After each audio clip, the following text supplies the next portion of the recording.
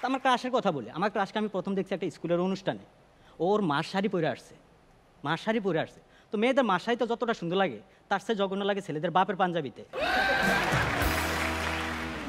ওই দিন আমি আমার বাপের পাঞ্জাবি পরে আসছি। ভাবলাম ও শাড়ি পরছে, আমি পাঞ্জাবি, ভালো একটা মুমেন্ট, আমি ওরা প্রপোজ করুম। ফাইনালি আমি ওরা প্রপোজ করছি, আমি শাহরুখ খান স্টাইলে ওরা প্রপোজ করছি। ও আমার ইউএসএ ভিসার মতো ব্যান করে দিছে। ও আমার কারণ হিসেবে বলছে, দেখো আমি অলরেডি একটা রিলেশনশিপে আছি। তো আমরা ছেলেরা যখন রিজেক্ট হই বা ব্রেকআপ হই, আমাদের এই কষ্টের চেয়ে বা সবচেয়ে আগ্রহের জায়গাটা হচ্ছে ও কার সাথে রিলেশনশিপে আছে।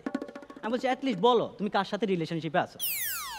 ও বলল কবিরের সাথে।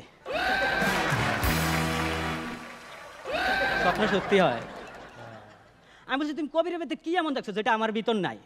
কবির মেয়েদের ইজ্জত দেয়। আমিন ভাই হালা ঘুমা আমার সাথে ইজ্জত দেয় মেয়েদেরকে। আমি বলছি কিছু ছেলে তো ইজ্জত দেয় ইজ্জত কায়রা নেওয়ার জন্য।